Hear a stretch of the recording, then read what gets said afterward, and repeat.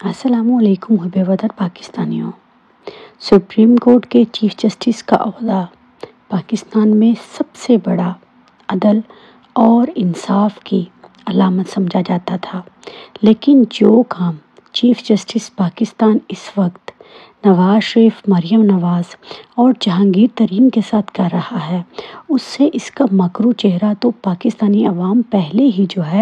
وہ دیکھ چکی ہے، لیکن آج سپریم کورٹ میں ایک نئی دراڑ پڑ چکی ہے اور سپریم کورٹ بینچ کی تشکیل کے حوالے سے 3 رکنی کمیٹی میں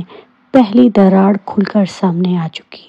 آج جسٹس اعجاز الاحسن نے چیف جسٹس قاضی فائز عیسیٰ کے حوالے سے اپنی زبان کھول دی اور ایک خط منظر عام پر آ چکا ہے۔ 3 رکنی کمیٹی کے ممبر جسٹس اعجاز الاحسن کا بینچ کی تشکیل پر تحفظات کا اظہار، فوجی عدالتوں کے ٹرائل اور جسٹس مظاہر نقوی کے لیے تشکیل دیے گئے بینچز پر اعتراض، پسند ناپسند کے تاثر سے بچنے کے لیے میرا موقف تھا کہ تمام سینئر ججز کو اس بینچ میں شامل کیا جائے،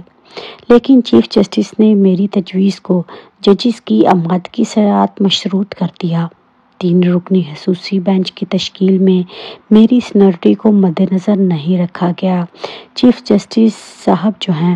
وہ اس ٹائم پر پوری طرح پے رول پہ کام کر رہے ہیں۔ جسٹس اعجاز الاحسن نے پوری طرح ان کا مکروہ چہرہ پاکستانی عوام کے سامنے رکھ دیا۔ اصل میں ججز کمیٹی میں طے ہوا تھا کہ ملٹری کورٹس فیصلے کی اپیل وہ 7 ججز سنیں گے،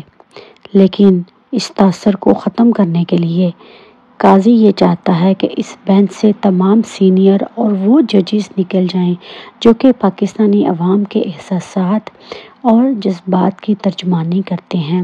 کیونکہ یہ چاہتا ہے کہ ان لوگوں کو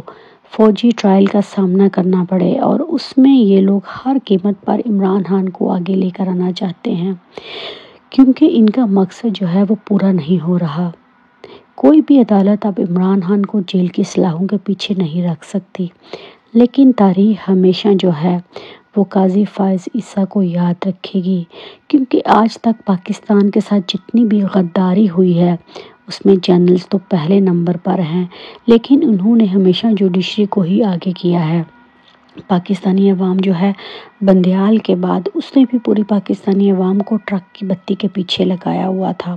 لیکن آج جو کچھ قاضی فائز عیسیٰ نے کیا اس کا مقصد یہی ہے کہ نواز شریف کی تاحیات نااہلی کو ختم کیا جائے، تاکہ نواز شریف وہ الیکشن میں حصہ لے، اور اس کے ساتھ ساتھ جہانگیر ترین کی بھی نااہلی کو ختم کیا جائے۔ اسی لیے اس قاضی کو لایا گیا تھا۔ میں نے آپ کو پہلے بھی بتایا تھا کہ اپنے ٹینیور میں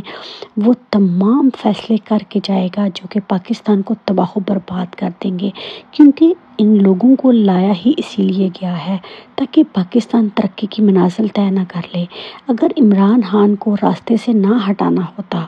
تو اب تک یہ پاکستان کے ساتھ کیا کر چکے ہوتے، کیونکہ ان کا مقصد اپنی دولت کما کر لندن میں سکھ اور چین کی زندگی گزارنا ہے۔ باقی پاکستانی عوام جانے، مہنگائی جانے، لوگ مرے، ان لوگوں کو اس بات سے کوئی بھی غرض نہیں ہے۔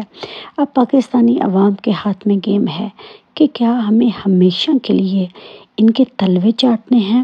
یا کہ ان لوگوں سے اپنی حقیقی آزادی حاصل کرنی ہے، کیونکہ ان لوگوں نے تو فیصلہ کر لیا ہے کہ یہ اپنی آنے والی نسلوں کو مزید یورپ، امریکہ اور لندن میں جائیدادیں خرید کر دیں گے، اور پیچھے رہ گیا غریب پاکستانی۔ وہ اس دلدل کی چکی میں خود ہی پستا رہے گا، خودکشیاں کرتا رہے گا، اور ایک دن آئے گا کہ پاکستان وہ صومالیہ بن جائے گا۔ اسٹیبلشمنٹ ابھی بھی یہ کوشش کر رہی ہے کہ چیئرمین شپ وہ تو عمران خان سے چھین چکی ہے، اور آنے والے دنوں میں بلے کا نشان چھیننے کے لیے ایک نئی واردات ڈالی جائے گی،